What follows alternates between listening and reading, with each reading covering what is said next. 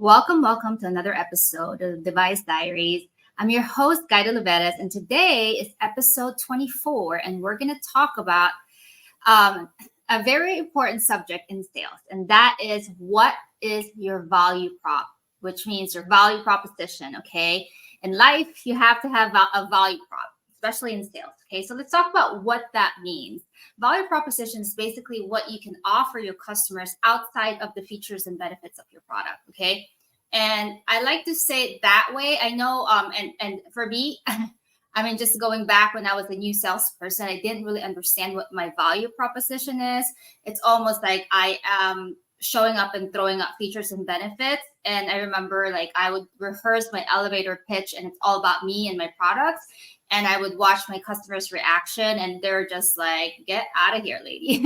What are you doing? Okay. So for me personally, so going back when I first started in sales, there's a lot of kind of learning and trying to figure out ways of selling. And in training, when you go to sales training, a lot of times you learn about, your product. And of course, you have to learn about your product. You have to learn about the ins and outs of your product, right? That's part of the gig. But a lot of times, I think people tend to focus more on that versus really understanding their customers. So when I talk about value proposition, okay, I talk about what value do I have outside of my product? Like, why are they going to choose me versus my competitors? Okay, because my competitors is going to say, hey, my product does the same thing, but a little bit better.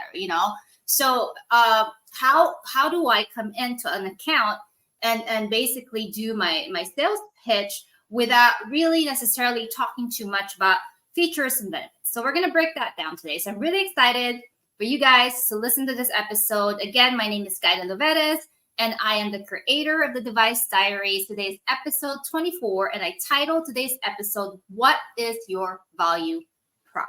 All right, are you guys ready? Okay, so let's talk about it for a second. So I remember when I was a new sales rep, and I would never forget this. I remember I would watch my manager, basically go into sales calls, and he would teach me everything, he knows about selling. And I remember watching him, and I remember him basically holding my hand for the first, I would say, a couple months of figuring out like how to sell. I mean, I knew how to sell. A little bit background about myself. I was a personal trainer, okay? So I was a personal trainer, and then the reason why I was able to break in because distributorship in Tucson needed a tray runner. Okay, if you guys don't know what that is, it's basically the person. So it's a spine company, right? It's a spine distributorship. So I was a girl, I was a person, I was the rep that goes around different hospitals and drop out trays at SPD. What SPD means is like a sterile processing department. So basically that's where they cook the trays to make sure that there's no bacteria when they're using it, the instrumentation inside the trays during surgery. But there is a policy to where you have to kind of drop off the trays 24 hours before surgery to make sure that they have enough time to cook, to let it cool down, to make sure that it's sterile when it goes into the OR. So I was that girl. I was literally hauling. These trays are not heavy. They're not light at all. They're super heavy. I believe they're like 25 to 50 pounds each tray. And I would haul like 8 to 10 trays in different hospitals. But I'm like, you know what? If this is my way to break in, why not? I'll do whatever it takes. So remember, I was a personal trainer during the day and I was a tray runner at night. So we're talking like midnight, right? I would drive all over Arizona, and there's times to where 10 p.m. at night, there's an emergency surgeries. I would have to drive to Phoenix, and that's a 2-hour drive from Tucson. So I was living in Tucson at that time. Okay. So I did that. I did that for about, I would say, a couple of months, and a couple of months in, I was lucky because this distributorship spine distributorship in Arizona was short staffed. So they didn't have enough staff to cover all the surgery. So they have a lot of surgeons, but they didn't have enough staff. And they asked me if I was willing to cover a case. And I'm like, hell yeah. That was my chance to break in. Okay. And it was a scary time, right? As a new rep, because you're trying to figure out like ways of, you don't want to mess up, right? There's a lot of training ground going into the OR. I've never been in an OR ever in my life.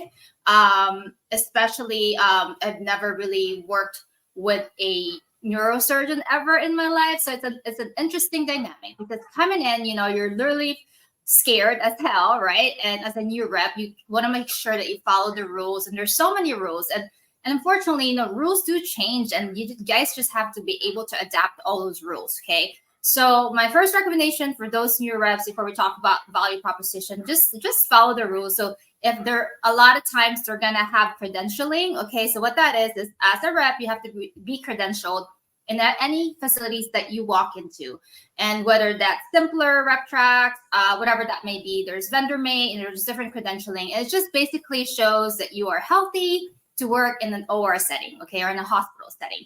And there's also hospital policies that you have to abide to. And unfortunately, you have, I mean, it's not unfortunate, but you kind of have to. It's just part of the gig. So, but that's part of credentialing. So you have to go through all that, and you have to make sure it's updated. You have to make sure your flu shots are updated, and all the different shots that we have to do as reps updated. Okay, so that's the first thing you have to do. Second thing you have to do is you have to make sure you know where you're going. A lot of times it's so easy to get lost, right? In different hospitals. I mean, guys, like I cover such a big geography now, to where hospitals for me are such maze. And, for me, I've learned not to ask questions. But what I do is the first day I'm covering a case, talking about value proposition, right? Going back to that, we're not just talking about value proposition when you're selling, we're also talking about when you're actually sold the item, right? You still have to keep providing value, because it's so easy for your competitors to take over your account, or to steal your surgeons, or to steal your account, whatever. Right. So for me, it was very important for me to be on time. Okay. And when I stay on time, that's an hour early, because if you guys don't understand the OR setting as a spine rep, you kind of have to help the scrub, which is the person assisting the surgeon, to basically set up, for surgery. And a lot of times when you come into the OR, you got to look for your trays. So you got to go to SPD and look for your trays. A lot of times buried somewhere. And just to give you, for those who are not doesn't work in the OR setting like I used to, they all look the same. They all look the same, you guys. And you're literally hunting for your trays, right? And then the reason why you kind of want to come early too, is you want to make sure there's no holes in the trays. Because if there's holes in the trays, that means they're contaminated. That means they have to recook it. So you want to give it enough time to make sure that to make sure that you're backing yourself up for anything that could go wrong. Okay, so here's Gaida coming in super freaking early, right? I mean, we're talking 7:30 a.m. case. I lived in Tucson, Arizona at that time. Okay, so I would drive the night before, and I would go into the OR and really understand, okay, where do I go, right? So the first thing, where's the vendor credentialing? It just eliminates a lot of stress, okay? Because surgery is already stressful enough. As a new rep, right, you kind of want to eliminate as much stress, and part of that is being super, super prepared. Okay. So they always say, like, when I was in spine, like, always bring the kitchen sink. So I always like backups after backups after backups after backups. So going back to my story, first day at school, right? As a spine rep, I was scared as hell, you guys. I've never been in the OR setting before, but I was ready. I was determined. I knew that I can do it. Okay. I knew that I can do it. And so I went in, introduce myself to the staff, make sure that I was wearing the right attire, make sure that I was my credentialing, I was credentialed. And I also made sure to come in early to make and set up the case. And mind you, like beforehand, I was getting trained like at my boss's kitchen. Like, okay, this is what you're gonna pull. And I've never seen a freaking patient that's opened up before ever in my life. And I don't really know. I know an anatomy. I was in physiology because I was a personal trainer, but I don't know the anatomy of the spine. So that's something I remember the weekend before my case. I freaking studied every night. I watched YouTube videos. I would read about it. I would read about everything that could go wrong, because I just want to make sure I can provide value prop. Okay. And so I went in, okay. I went in my very first case, and I basically, did everything that I was supposed to do. I mastered my tray. I know the ins and out of it. And the surgery went super well, which I was so thankful, because that was basically my interview, right? And I remember the surgeon knew that I didn't understand anatomy that much. So he was kind enough to actually have me scrub in and show it to me, like show me what the spine looks like not when you're not watching a YouTube channel, right? And it's so different because you see a lot of fatty tissues, There's a lot of blood there. There's a lot of things. There's a lot of layers of muscles, right? There's a lot of things that you don't really see in like when you're training, and that was really interesting to me. That was such an interesting experience. I may or may not almost have passed out, but I was able to contain myself. I was just like kind of like, just breathe. Don't freaking faint. It's your first day. Don't make a fool of yourself. So case went well, and the next day, the surgeon that I work for actually contacted my boss and said, from now on, Guida's gonna be my rep. Okay. So going back to value proposition, what did I do different that really attracted the surgeon to have me be his rep, right? Like basically a brand new person.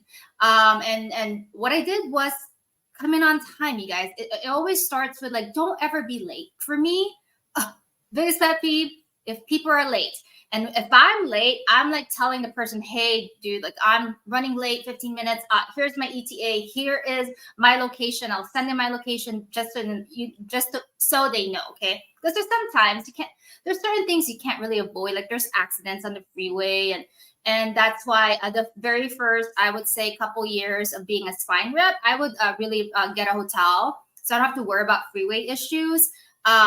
In Prescott, I was working at Prescott, Arizona. I live in Tucson, Arizona. So I would drive the night before to make sure that nothing could go wrong, and I would go in the hospital the night before to make sure my trays are ready. So all those things that you can kind of avoid. Yes, it is if you want to call it extra work, whatever, I call it a value prop. Okay. And this specific surgeon was so loyal to me because he knew how committed I am to him. And when I started learning about my products, my technology, and everything I sell, he would buy into it. Okay, he would buy into it like there's no tomorrow because I've already showed him the value that I have to offer. And it has nothing to do with my product. It's everything to do with my work ethic. Okay, let's talk about that for a second. So going back to being early and always being there for your customers.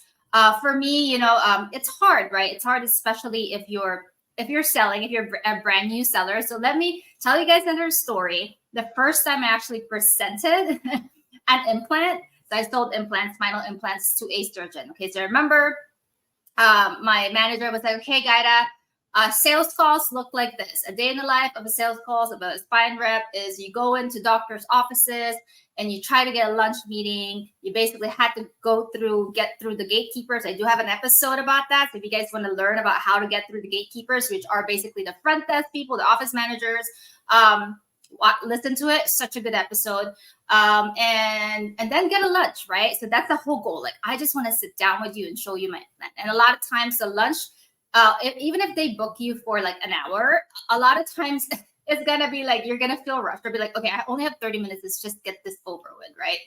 So you kind of have to be prepared for the worst. And I remember I would watch my manager do it, right? I watched him for a couple months and then he goes, okay, your turn. Tag, you're it. I'm like, holy crap. So here's Gaida. I didn't really understand value prop at that time. I literally started a Excel spreadsheet because I was Excel certified. So I'm like, okay, I'm going to break it down to the T of like what my product does. We're talking about not all the features, the benefits, locking mechanisms, all the things that you think about when you're selling stuff, right? Everything, science behind it, the design, engineering, everything, right? So I broke it down, right? And I've never really presented in front of a surgeon before. Thank God this guy was super, super uber nice. So I practiced it a million times the night before. And I remember coming into his office, super freaking nervous. And I had my manager, another person with me as a backup. But unfortunately, it's funny. I don't know about you guys, but for me personally, when somebody's watching me do sales or do my sales pitch or whatever, my sales call, I get freaking nervous. Like I almost suck when somebody's like watching me because I feel like you're getting judged versus like it coming out naturally, right? But they're supposed to be there as a backup. So whatever. So I went in, I remember sitting down, the guy was super nice and Gaida first. I was like white as can be. And I just basically literally showed him my Excel spreadsheet. Doc, here's my product. And these are the features and benefits. And these are the sizes that we have. That guy looks like he's about to fall asleep. And I remember my boss looking at me like, dude, you're you're blowing this big time because you're literally selling him features and benefits and not understanding the product, like the value prop, right? I'm going to talk about going back to value prop, what that means. You guys, you're going to encounter, I mean, I call it the Me Too products, right? Me Too means like, hey, me too. I have that too. Me too, right? But what sets you apart and how do you determine what sets you apart? Okay, so let's talk about that.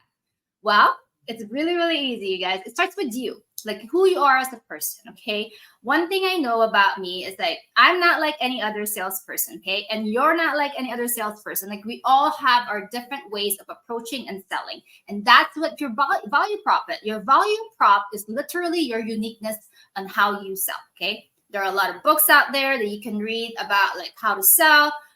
There's a lot of books out there that you can read how to determine your value prop. But for me, it starts with being authentic to who you truly are. And if you're just honest with your customers, and if you're all about the customers, so I always like to say, if you guys miss my other episodes, like I like to treat my customers as if they are my lovers. Okay.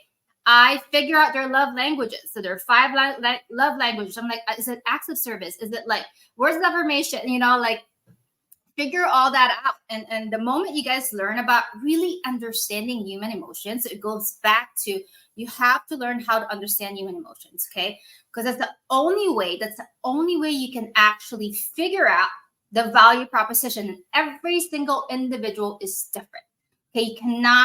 You cannot have a one size fits all approach when you're selling. You literally have to learn about people. Okay. Lucky enough for me, when I was doing spine, again, like, implant sales is so different than capital equipment sales. Implant sales, basically, you can only cover a couple guys, right? 2 to 3 guys, because you're working like 5 days a week, sometimes like freaking 12 hours a day, and it's just part of the gig. But you do, it's such a good gig. It's such a not it's so rewarding, it's because you get to see like outcomes. You get to see how your patient's doing. And even though you're considered as a salesperson, basically, my favorite part of that job is basically being an asset in the room, meaning value prop. Okay, an asset in the room. Like, what are you doing that's extra? Extra credit stuff. And I would literally, like, hey, if there's a trash on the floor, pick up the trash. I'll open the door. I'll help out as much as I can. I would not leave the room until the surgeon's ungowned. I would ask questions. I'm like, is there anything I could have done better? I would have backups after backups of instruments in case things get dropped. Or if I'm lucky, I'll have tray backups. I remember I was hounding. There was like a shortage of screw sizes at that time. I was selling, screws for the back, right? For fusion. And we had a shortage at one point. And thank God I was already hoarding it in my garage. I'm like, I'm going to hoard because I know better. And I'm all about my customers. I want to make sure that the last thing you want is a customer asks for something. I'm like, sorry, doc, it's out of stock. I don't have enough inventory for you. That is so embarrassing. Okay. And that does happen, you guys. And that does happen. And my recommendation for you guys, for new reps or maybe seasoned rep, is just to freaking tell them the truth. Like, before you even get started with surgery, tell them, hey, doc, just so you know, I don't have this specific size. Is that going to be a problem? But if it's not, he goes, of course he's going to say, yes, it's a freaking problem. But I do have a solution for you. We can do this instead. So always have a backup. Okay. And for me, I've actually, at one point I had to use my competitors' instruments or products because I just don't, my instruments or my device is just not working the way it's supposed to. And you're going to encounter all of that. Okay. But I think that if you focus on your customers instead of you how much money you're going to make, right? That's what will set you apart with your competitors. And yes, we have quotas, and yes, we have, we have numbers that we have to meet. But guys, if you're just doing the right thing from the beginning, you're going to hit those numbers. Okay. And if you're just being consistent, if you're, literally grinding every day and literally knowing your customers and showing your customers that you're there for them, you're going to get the job done. And what's great about really them seeing your value proposition, them seeing like, you how unique you are. And I think, oh my gosh, that's exactly what I want you guys to picture when you're thinking about value proposition. It's your uniqueness, okay? And that starts with you, the person selling, okay? How are you selling? Are you being too aggressive? Are you basically like like if you don't buy them, there's a like gun in their head, that's not really a good approach. I mean, I don't know if you guys ever done that. I hope nobody has ever done that. But the point here is just like, just act with kindness and really be empathetic to their needs. Okay, we're there to provide solution. Okay, so there's a reason why you're there. So I always like to say this: they have a problem. Okay, there's a reason why you're there. They have a problem and you have the solution, but how are you going to convince them? How do you convince them that your solution is the best solution for their problem? It starts with you. It starts with you understanding your customers, how they like to be approached. Okay. I like to talk about, I have a huge episodes about oh my gosh, go back to it. Emotional intelligence is used. EQ is huge, right? When it comes to selling. Because if you can't read the room, you're out. Like, read the freaking room, like not everything is gonna be the same. Okay. I mean, I've told this story before. I'm gonna repeat it again because I think it's a really important story for you guys to remember. I remember. I book a sales call, right? It's a lunch. So a lot of times, you guys know, like office lunches are common when you're selling implants and stuff like that. And in my industry now, it's a little harder because I literally sell in hospitals, but it's a different industry. But back then, I would so I booked the lunch. Yay, Gaida. I brought them food. Everybody's happy, and I was sitting in the conference room waiting for the surgeon to walk in. Okay, well, I was ready. I was like, okay, I got this. I got this down. I already talked to him in the OR because I've run into him a few times, and that's how I even landed the meeting. Okay, and there's like that's another episode. You literally sell like while they're washing their hands, in the sink before they go into the OR. Like I've done that before. So that's, but you just gotta have to be, confident, you guys. Okay. So anyways, going back to the story, I was waiting in the conference room. I got all my stuff out. I was ready. I was prepared. Let's go. I'm going to land this deal, right? Well, surgeon comes in already kind of moody, and he goes, just tell me. I was like, I had a bad day today. My patients are just, crazy. It's crazy day. I have a lot of patients. And my schedule is just a mess right now. And I'm, just tell me what you want. You got 5 minutes. And I said, well, doc, I appreciate you giving me even 5 minutes. But I said, I'm kind of gonna need more time than that. How about this? How about I come back another time when things are better for you? And I want to respect your time. I know today is just not a good day. Happy to come back whenever it's convenient for you. And then he's kind of like taken aback because I'm sure like a lot of times he's so used to sales reps starting to panic and like features and benefits. Let's go. I'm like, but that's the wrong approach. The right approach is really understanding your customer's needs. Okay. So for me, I'm like, I was very empathetic to his needs that he's just is not in the mood. And guess what? When somebody's not in the mood, personal life, work life, they're not going to listen to anything you have to say. They're already shut off. Okay. They're just like, hurry up, and unfortunately, you're not going to be able to provide that value that you really want to provide. And guess what? You're not going to land the sale. So a lot of times you guys have to learn how to pivot. And for me, I noticed he told me what he needs. Okay. It's basic communication. As he told me, okay, I'm frustrated today. Today is not a good time. I have to be empathetic. And I said, okay, doc, I totally understand. Let's schedule at a different time. And then what did he say? I said, wait, you're going to leave? I'm like, yeah. And he goes, no, just tell me this. And then he calmed down. Okay, he started calming down. Just tell me what you want to show me. Let me see. And then he started paying attention to what I was trying to show him. And then I started asking asking him questions if this device or this implant that I'm showing him is something that he can see benefiting his patients. Okay, it goes back to patient care, which is exactly what medicine is all about or should be about, right? And those type of questions, like I'm basically I'm talking about my device. I'm letting him touch it, feel it, look at it, but while asking him questions about what do you think, what kind of patients do you see that are benefiting for this type of implant. So I'm not telling him what to do. I'm not a freaking surgeon, right? He's gonna know, and he's gonna tell you exactly what he's gonna use it for. Okay, and then what do I do next? Well, you kind of have to you gotta have to kind of close it in a way. And how do you close it? Ask for a case. So I said, hey doc, is there an easy case that we can try this out?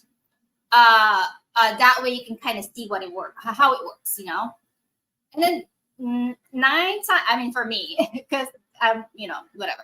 I closed it. I have to, or there's got to be a future step, or if you don't close it during that time, at least ask for okay, how do I follow up?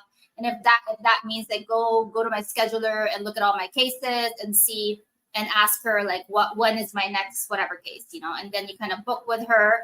And you guys just have to, at the end of the day, have enough empathy, make it as easy as possible for them. Don't force sell them, don't force it on them. Okay. And if they say no, it doesn't mean it's not never. Okay, it may just mean it's not now. Okay, so timing is everything in sales as well. And if you don't understand timing, read a book. Okay, it's important. There's timing, there's approach, there is all these things that you guys can do, understanding your customers. People purchase, there's different personalities on how they purchase things. So that's part of emotional intelligence and really understanding what type of buyer are you really dealing with? Are you dealing with an anxious buyer? Are you dealing with somebody that's oh, I want to make sure that guy uses it for the guy that I look up to, and if he says he like it, then I'll like it. And there's a guy that's hey, give me the newest greatest thing and I'll try it. So there's all those different things that you guys can do. Okay. And now I want to talk about how do I provide value prop when it comes to what I do now. So I sell big, not big, but capital equipment. So what that is the monitors that you see in the hospitals. And I love it. I'm very passionate about it. I love the device that I sell now. I believe in it. And if you guys don't believe in your product, then I say find a different company, because if you don't believe in what you sell, what's the point of selling it? It starts with a passion, right? You got to be passionate about what you sell. And for me, my whole life, if you ever, maybe one of the, I don't know. No, I mean, what, if you guys have any questions about selling, call me and I'll reach out to me on LinkedIn under Guida Lovettes Medical. And we can talk about it. We can kind of talk about the different approaches, or I can invite another expert, in the field to really talk about it. Because my approach is different than my coworkers, but it all works, right? It all works. Okay. It's based on how you're trained, your personality trait, and also how your approach, right? It's just, it's okay. There's no one size fits all. Okay. And that, again, going back to value proposition, you cannot copy the way the other person's selling if that's not who you are. If you're not, if your personality is different than mine, then the way you sell is going to be different than how I sell. Okay. How I sell is I sell from my heart and from my passion. There's people that are just more of very logistics, very I'm not that yet. I mean, I feel in the future, I need to learn that side of things. But I do have people that are helping me really understand that, there's bigger picture, there's really breaking it down, on how you can provide value, whether it's saving them a lot of money, whether it's showing them hey, year 1, here's the amount of money you're going to save. Year 10, here's the amount of money you're going to save. Here's patient outcomes. And all those things, all the things that you guys can do. There's so many ways of doing this. And I'm lucky enough. I'm so lucky I'm so lucky that I have such a good team to where we balance each other out, and everybody's going to have their own strengths and weaknesses. So nobody's going to be, there's no perfect salesperson. If you tell me you're a perfect sales guy, get out of here. We're always learning from each other. Everybody has their ways of selling, and we just have to embrace it. Okay. And I think for me personally, one thing I've learned about sales, one thing I learned about value proposition, really offering your customers value, is always putting my customers first, my customers' needs first. Okay. And if you act on customer first, patient safety first, you're gonna nail it. Yes, there is, sometimes it takes time, but just don't give up, you guys. And and just know that every single person is unique. Okay, there's only one you. So how are you gonna embrace your personality? And a perfect example for me, I being Filipina, and really utilizing I'm so fortunate that there's so many amazing nurses, not only amazing but amazing Filipino nurses, that alone is like them being able to relate to me. And I would never forget this. I remember presenting a product. Okay, I remember working with an educator in one of my accounts, and she's like, "Gary, can you help educate 150 freaking nurses?" Right? So I'm like, absolutely, whatever I can do. So I remember I believe I was there for 3 weeks. Okay. And we were doing Tuesdays and Thursdays. I was doing, oh my gosh, I think it was 8-hour days every day, which Tuesday and Thursday, which was fine. I enjoyed it. But I remember seeing the Filipinas come in, and I remember tweaking my presentation and translating it in my language, which is Tagalog. And they truly appreciate that. And I cannot tell you guys, when I walk in that room, it was a NICU. They remember me, and they're the ones that's driving my products. Now they're using it more because you showed value. Okay, value prop. And I'm not just talking about new customers. I'm talking about consistent, current customers as well. Okay, because you don't want. I mean, I've seen a lot of sales reps. Please don't ever do this. Just because the person already is done buying from you, it doesn't mean you're gonna forget about them. Okay, your competitors are literally like waiting for your device to mess up, and they're right there. Hey, doc. Hey, whatever. Look at that. Oh, that's messing up. Look at my stuff. I can offer you guys solution right now. So check in. Always check in. Okay, always check in, and always make sure they're happy, and always make sure things are going the way it's supposed to. I like to do basically I would round. Yeah, I call it rounding. It's not really rounding, but I would basically drive around different hospitals, like my hospitals that I haven't heard from in a while. If I haven't heard from them in a while, I'm like, I'm worried, If they're not calling me or emailing me, I'm like, okay, I got to check in. So do that. That's really important, you guys. And going back to value proposition, okay, I like to keep this episode short because it's just myself, but I really hope you guys learned something today. If I can leave you guys a couple things that you guys can do now, if you're struggling, you're trying to figure out what your value prop is number one, be authentic to who you truly are. Okay, not every person is going to be the same. Number two, put your customers first. Okay, if you were put your foot in your customer's shoes, is that right? If you were the customer, how do you want to be approached? Okay, and based off your personality. So understand your customer, understand how they think, understand how they talk, understand how they want to listen, understand how they want to be sold to.